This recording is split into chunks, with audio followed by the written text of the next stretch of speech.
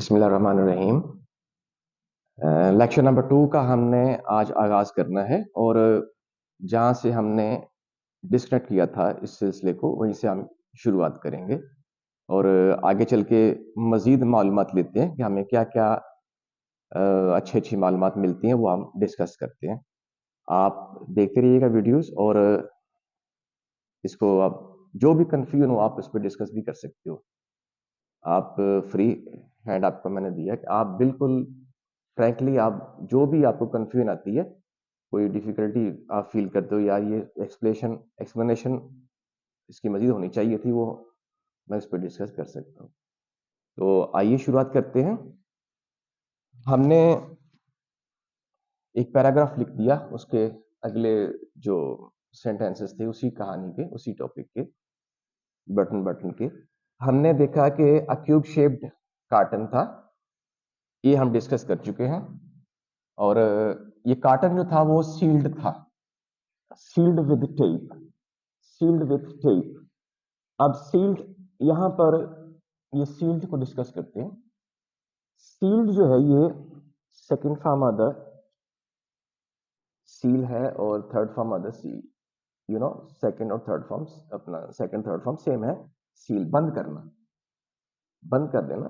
अब यहां पर कोई हेल्पिंग वर्ब तो लिखा हुआ नहीं है, तो अगर आप गौर करें तो लिखा हुआ है कि ये जो क्यूब शेप्ड कार्टन था वॉज सील्ड, इसको सील किया गया, बंद किया गया था।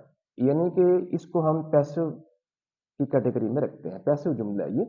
लेकिन पैसिव के लिए तो हमारे पास हेल्पिंग वर्ब होना चाहिए, यहां तो नहीं लिखा हुआ। तो याद रखिए कि ये पार्टिसिपल फॉर्म है, ये पास्ट की, पास्ट पार्टिसिपल है, पास्ट पार्टिसिपल है।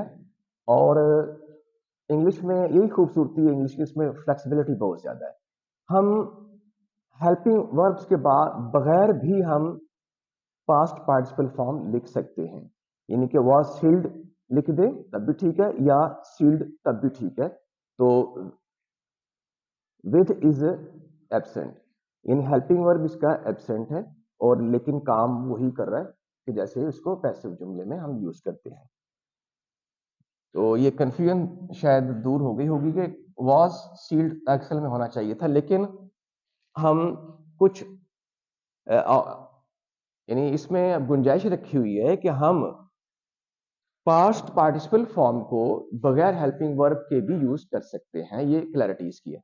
Next is with tape. अब ये विथ जो है, विथ जो है ये शो करता है, ये प्रेपोजिशन है, और प्रेपोजिशन के बाद आपका नाउन आया, tape is a noun.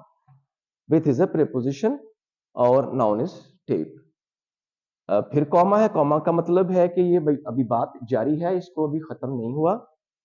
Their name and address printed. अब यहां भी देखिएगा, देयर नेम एंड एड्रेस यहां होना चाहिए था वॉज प्रिंटेड बाय हैंड, यानी यहां भी आपका हेल्पिंग वर्ब एब्सेंट है। और मतलब वही है कि पार्ट्स पार्टिसिपल फॉर्म के साथ हम हेल्पिंग वर्ब न लिखें तब भी काम वही है। तो यहां पर आ जाइए, अब ये बाय लिखा हुआ है, बाय का मतलब प्रीपोजिशन, चूंकि इसके बाद आपका नाउन आ गया है hand, by hand.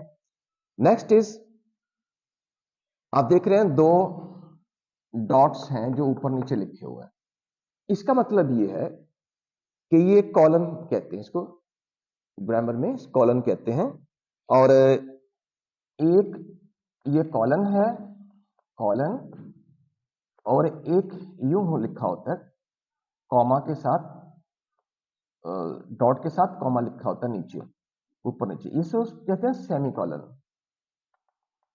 Semi colon. अब कॉलन का मतलब ये है कि हम इसके आगे जो लिखेंगे वो पहले हिस्से की वजाहत है, उसकी डिटेल है, और वो डिटेल, इसका मतलब ये है कि हम आगे जो पढ़ेंगे वो पिछले वाले की डिटेल पढ़ेंगे।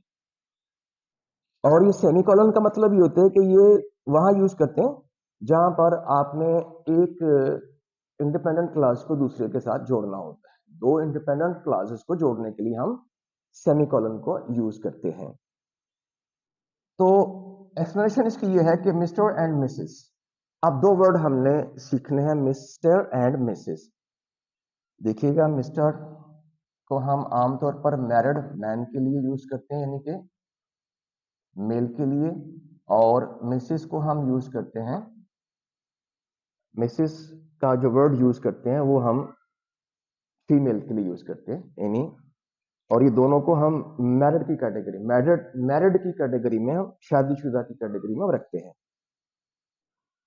आमतौर पर, जो उसका कंसेप्ट है। एक और भी इसके साथ हम ले लेते हैं वर्ड, वो होता है मिस। एक एमएस को मिस कहते हैं। ये जो मिस है ये शो करता है कि अनमैरिड लड़की है, उसको हम मिस कह देते हैं। ये जो एमएस है ये भी आमतौर पर दोनों के लिए यूज कर सकते हैं, यानी मैरिड भी और अनमैरिड दोनों के लिए हम यूज कर सकते हैं। कॉमनली हम एमएस यूज करते हैं।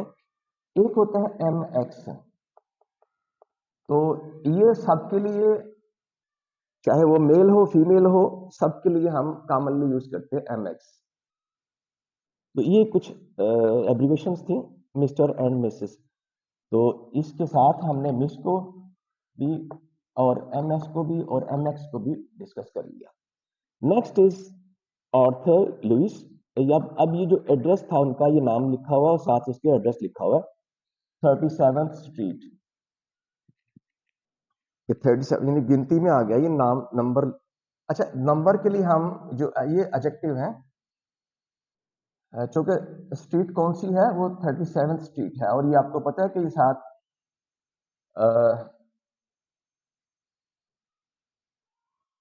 हाइफन लिखा हुआ है। इसको डिस्कस तो पहले कर चुके हैं हम, 37th स्ट्रीट। अच्छा, 37 जो नंबर हम शो करते हैं एडजेक्टिव के लिए, उसमें हम दो तरह से इसको डील करते हैं। एक होता है कार्डिनल नंबर, एक होता है ऑर्डिनल। अब कार्डिनल क्या है, जिसमें हम पढ़ते हैं 1 2 3 वगैरह वगैरह, ये है कार्डिनल।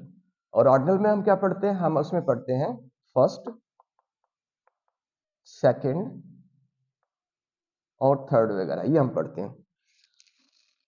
ये दोनों ही एडजेक्टिव हैं, और ये कार्डिनल का मतलब है 1 2 3 4 5 6, और ये जो ऑर्डिनल नंबर होते हैं वो फर्स्ट सेकंड थर्ड फोर्थ ऐसे। तो ये फिर क्या हुआ, ऑर्डिनल नंबर हुआ। अब ये न्यूयॉर्क है और ये सारा एड्रेस लिखा हुआ है फुल स्टॉप के साथ, इनवर्ट कॉमास क्लोज्ड हो गए, कॉमास क्लोज्ड हो गए, इट मींस कि आपका जो सेंटेंस था वो कंप्लीट है फुल स्टॉप के साथ। Norma picked it up. Next is क्या है जी, Norma picked it up. Norma ने इसको उठाया।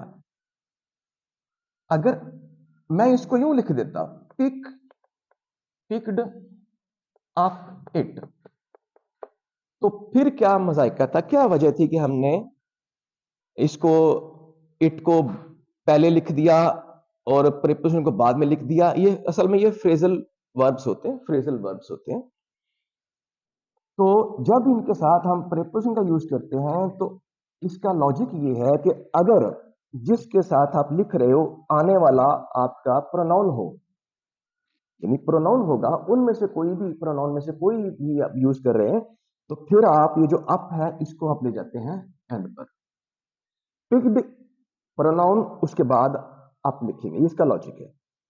मतलब ये है कि अगर आप प्रोनाउन को यूज कर रहे हैं तो जो फ्रेजल वर्ब्स हैं उनकी जो प्रीपोजिशन है वो आपकी बाद में आनी चाहिए और प्रोनाउन पहले आना चाहिए। अगर ये होता, अगर यूं होता